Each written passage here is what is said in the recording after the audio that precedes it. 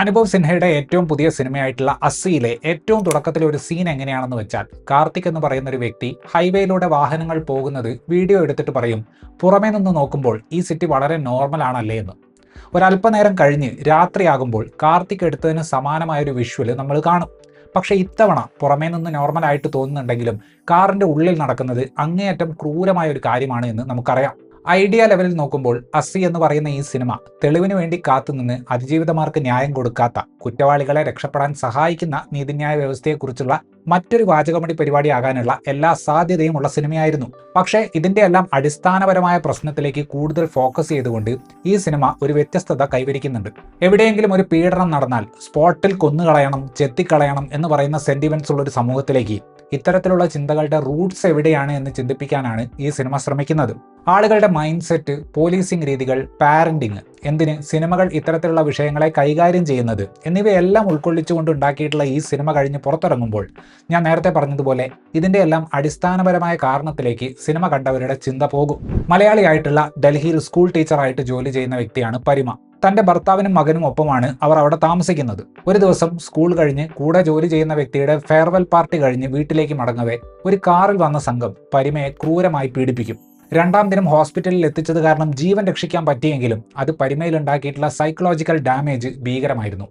നീതിക്ക് വേണ്ടി പരിമ നടത്തുന്ന പോരാട്ടമാണ് ഈ സിനിമയിൽ നമ്മൾ കാണുന്നത്. ഗാലറി പ്ലീസിംഗ് മൂവി അല്ല അസ്സി എന്ന് ഞാൻ പറയില്ല. പല സ്ഥലത്തും ക്രിയേറ്റീവ് ലിബർട്ടി ഉപയോഗിച്ചുകൊണ്ട് പറയാൻ ആഗ്രഹിക്കുന്ന കാര്യങ്ങളെ സ്വല്പം സിനിമാറ്റിക് ആയിട്ട് അനുഭവ് സിൻഹ പ്ലേസ് ചെയ്യുന്നുണ്ട്. പക്ഷേ ഈ ക്രിയേറ്റീവ് ലിബർട്ടിക്ക് ഒരു ഗ്രൗണ്ടഡ് സ്വഭാവമുണ്ട്.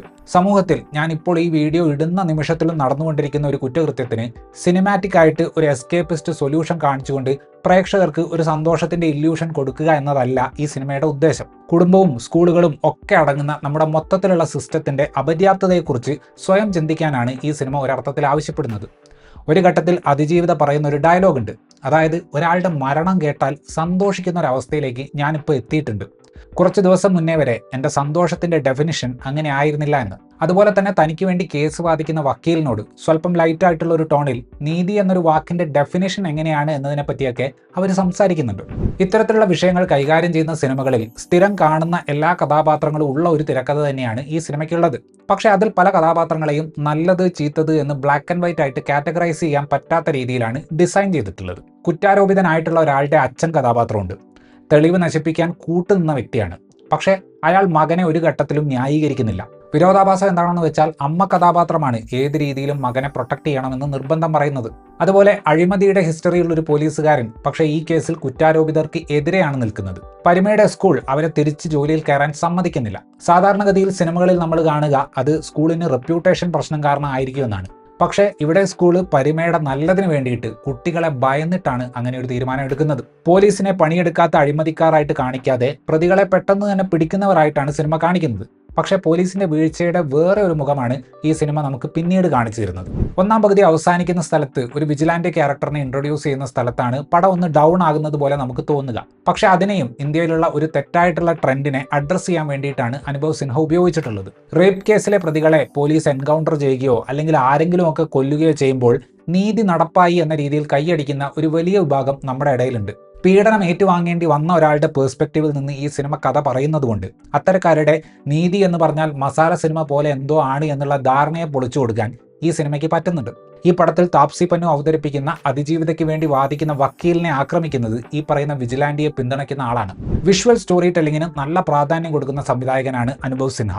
ഇവാൻ മുള്ളിഗനുമായിട്ടുള്ള പുതിയ കൊളാബറേഷനിൽ വിഷ്വലുകളുടെ സാച്ചുറേഷൻ ലെവൽ ഉപയോഗിച്ച് കഥ പറയുന്നത് നമുക്ക് കാണാൻ സാധിക്കും. ഇവിടെ അഡ്രസ്സ് ചെയ്യപ്പെടുന്ന വിഷയം വളരെ ഗുരുതരമായതുകൊണ്ട് തന്നെ നിറങ്ങൾ വളരെ ഫെയ്ഡ് ആയിട്ടുള്ള ഫ്രെയിമുകളാണ് പൊതുവെ സിനിമയ്ക്കുള്ളത്. കഥാപാത്രങ്ങളുടെ വേഷം നോക്കിയാലും കറുപ്പിന്റെയും വെളുപ്പിന്റെയും കോമ്പിനേഷനുകളാണ് കൂടുതലായിട്ടും ഉള്ളത്. കോടതിയുടെ ഉള്ളിലേക്ക് സിനിമ പോകുമ്പോൾ മറ്റ് സീനുകളേക്കാൾ കൂടുതൽ കളർ കുറച്ചുകൊണ്ട് ഏതാണ്ട് ബ്ലാക്ക് ആൻഡ് വൈറ്റിന് സമാനമായ ലെവലിലേക്ക് സിനിമയുടെ വിഷ്വൽ ടോൺ മാറുന്നുണ്ട്. കുട്ടികൾ കാണാൻ സാധ്യതയില്ലാത്ത പടമാണെങ്കിലും സർട്ടിഫിക്കറ്റാണ് സിനിമയ്ക്കുള്ളത്. ഒരുപാട് സ്ഥലങ്ങളിൽ പരിമയുടെ മകന്റെ POV ഷോട്ടുകൾ അനുഭവ് സിൻഹ ഉപയോഗിച്ചിട്ടുണ്ട്. ഒരുപക്ഷെ കുട്ടികളെല്ലാം കാണുന്നുണ്ട് എന്നത് കമ്മ്യൂണിക്കേറ്റ് ചെയ്യാൻ വേണ്ടിയിട്ടായിരിക്കും അത്. ആർട്ടിക്കിൾ 15 കൂടെ ഉണ്ടായിരുന്ന ഗൗരവ് സോളങ്കി ഈ സിനിമയിൽ അനുഭവ് സിൻഹയോടൊപ്പം എഴുത്തിൽ പങ്കാളിയാകുന്നുണ്ട്. പരിമയുടെ കേസിനൊപ്പം ഒരു ഹിറ്റ് ആൻഡ് റൺ കേസും അവർ തിരക്കഥയിൽ ഉൾക്കൊള്ളിച്ചത് നീതി ലഭിക്കാത്തത് സൈക്കോളജിക്കലായിട്ട് ആളുകളെ ബാധിക്കുന്നത് എങ്ങനെയാണെന്ന് കാണിക്കാൻ സിനിമയെ സഹായിക്കുന്നുണ്ട്. തുടർ പരാജയങ്ങൾക്ക് ശേഷം നല്ലൊരു കഥാപാത്രത്തിലൂടെ ഒരു തിരിച്ചുവരവ് നടത്താൻ താപ്സി പന്നുവിന് ഈ സിനിമയിലൂടെ സാധിച്ചിട്ടുണ്ട്. വളരെ സ്വാഭാവികമായിട്ടുള്ള രീതിയിൽ കൗണ്ടർ ആർഗ്യുമെന്റ് പറയാനും സിനിമയുടെ അവസാന ഭാഗത്തേക്കുള്ള 2 സീനുകളിൽ ഒന്നിൽ മുഖത്ത് മഷിയോടെയും മറ്റൊന്നിൽ ക്ലോസിംഗ് ആർഗ്യുമെന്റ് പറയുമ്പോഴും ആ കഥാപാത്രത്തിന്റെ നിരാശ മികച്ച രീതിയിൽ താപ്സി സ്ക്രീനിൽ അവതരിപ്പിച്ചു. പരിമ എന്ന കഥാപാത്രത്തെ വളരെ ബ്രില്യൻ്റ് ആയിട്ട് കനി കുസൃതി പ്രസന്റ് ചെയ്തിട്ടുണ്ട്. ഡയലോഗ് കൂടുതലുള്ള ഭാഗത്തേക്കാൾ പെർഫോമൻസ് വളരെ ഇമ്പാക്ട്ഫുൾ ആയിട്ട് എനിക്ക് ഫീൽ ചെയ്തത് റിക്കവറി ഫേസിലുള്ള ആ കഥാപാത്രത്തിന്റെ അവസ്ഥ കനി അവതരിപ്പിച്ചിട്ടുള്ള ഭാഗങ്ങളാണ്. കുമുദ് മിശ്ര അവതരിപ്പിക്കുന്ന കാർത്തിക് എന്ന ക്യാരക്ടർ തുടക്കത്തിൽ സ്വല്പം ഓടായിട്ട് തോന്നിയെങ്കിലും കഥ മുന്നോട്ട് പോകവേ ആ കഥാപാത്രം ഈ സിനിമയിൽ എന്തിനു വേണ്ടിയിട്ടാണ് ഉള്ളത് എന്നത് നമുക്ക് മനസ്സിലാക്കാൻ സാധിക്കും. പ്രതിഭാഗം വക്കീലായിട്ട് വന്ന സത്യജിത് ശർമ്മ പ്രേക്ഷകരിൽ ആ കഥാപാത്രത്തോട് വെറുപ്പുളവാക്കാൻ പറ്റുന്ന രീതിയിൽ തന്നെയാണ് പെർഫോം ചെയ്തിട്ടുള്ളത്. രേവതി അവതരിപ്പിക്കുന്ന ജഡ്ജ് കഥാപാത്രം തന്റെ നിലപാടുകൾ വളരെ റിസ്ട്രെയിൻഡ് ആയിട്ട് കാണിക്കുന്ന ഒരു വ്യക്തിയാണ്. ആ ഭാഗം രേവതി നല്ല രീതിയിൽ ചെയ്തിട്ടുണ്ട്. മുഹമ്മദ് സീഷാൻ അയ്യൂബാണ് പരിമയുടെ ഭർത്താവായിട്ട് വരുന്നത്. അതിനാടകീയതയിലേക്ക് പോവാതെ ക്ലിയർ ആയിട്ട് പ്രാക്ടിക്കലായിട്ട് റെസ്പോണ്ട് ചെയ്യുന്ന ക്യാരക്ടറിനെ സീഷാൻ നല്ല രീതിയിൽ അവതരിപ്പിച്ചു. മനോജ് പാവയാണ് ഇതിലെ ഒരു കുറ്റാരോപിതന്റെ അച്ഛന്റെ ക്യാരക്ടറിൽ വന്നിട്ടുള്ളത്. നസറുദ്ദീൻ ഷാ, സുപ്രിയ പാഠക്, സീമ പാവ മുതലായ ഗംഭീര പെർഫോമർമാർ ഒറ്റ സീനുള്ള ചെറിയ ക്യാരക്ടറുകളിൽ പടത്തിൽ വന്നിട്ടുണ്ട്. അതിൽ എനിക്ക് ഏറ്റവും ഇഷ്ടപ്പെട്ട പെർഫോമൻസ് ടീച്ചർ കഥാപാത്രമായിട്ട് വന്ന സീമ പാവയുടേതായിരുന്നു. ക്രിയേറ്റീവ് ലിബർട്ടി ഉപയോഗിച്ചുകൊണ്ട് സിനിമയുടെ അവസാനം കോടതി മുറിക്കുള്ളിൽ അനുഭവ് സിൻഹ കുട്ടികളെ പ്ലേസ് ചെയ്യുന്നുണ്ട്.